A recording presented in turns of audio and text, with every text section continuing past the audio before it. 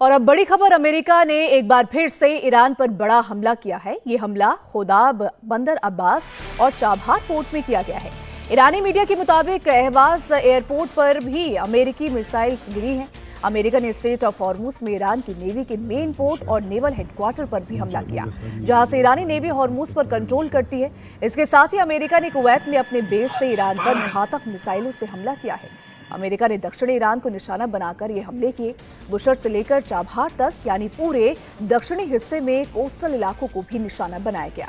अमेरिकी central command ने बाकायदा इन हमलों का ऐलान करते हुए ये कहा कि अमेरिका ने ईरान के खिलाफ और हमले शुरू कर दिए हैं, ताकि हॉर्मुज स्ट्रेट से गुजरने वाले जहाजों पर हमला करने के ईरान की क्षमता को लगातार कमजोर किया जा सके।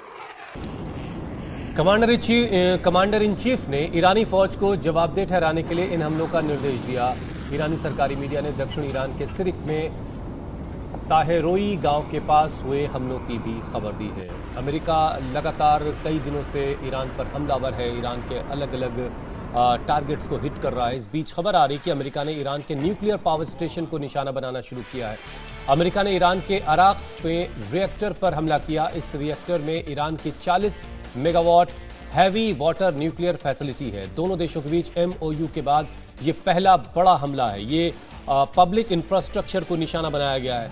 जब अमेरिका ने पावर स्टेशन को निशाना बनाया, उसके बाद की तस्वीर आप देख रहे हैं। एक न्यूक्लियर पावर स्टेशन को अमेरिका ने निशाना बनाया है।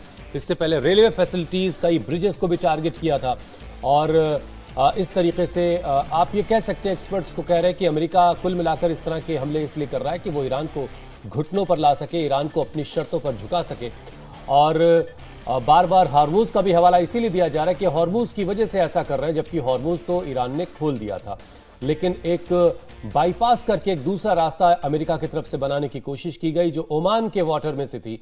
और इसका मतलब ये होता कि ईरान जो पहले से तयशुदा रास्ता था, उससे अलग एक रूट बनाने की कोशिश अमेरिका की तरफ से की जा रही थी, जिसे लेकर के ईरान ने उन शिप्स पर हमला किया था। जबकि MOU में साफ ये बात कही गई थी कि ईरानी अरेंजमेंट्स के साथ और ईरान के साथ कोऑपरेट करके ही यहाँ से जहाज निकलेंगे। लेकिन वो सारी चीज़ें बीच में उसको बाईपास करने की कोशिश की गई और उसके बाद अब दोनों देशों के बीच युद्ध जैसे हालात बने हुए हैं। वही राजधानी दिल्ली के बदरपुर थाना क्षेत्र के मोलड़बंद इलाके में चाकू मारकर 17 साल के एक नाबालिग यश की हत्या कर दी गई। शुरुआती जांच में पता चला है कि यश की हत्या प्रेम प्रसंग को लेकर हुए विवाद में हुई और आरोप यह है कि यश ने लड़की से दोस्ती खत्म करने से इनकार किया था। इसके बाद लड़की के भाई और उसके साथियों ने यश को मिलने के बहाने बुलाया, जहां दोनों के बीच में विवाद भी बढ़ गया और आरोपियों ने यश पर चाकू से हमला कर दिया।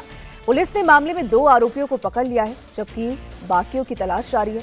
पुलिस ने युवक के शव को कब्जे में लेकर पोस्टमार्टम के लिए भी भेज दिया है। साथ ही पुलिस मर्डर की असली वजह भी पता लगाने में अब जुट गई है। साहब मेरे को कुछ मालूम नहीं क्या हुआ जी, क्या घर से कितने बजे निकला था? घर से निकला था जी, वो 6:30 पौने 7 बजे के करीब। अच्छा, आपको क्या पता चला?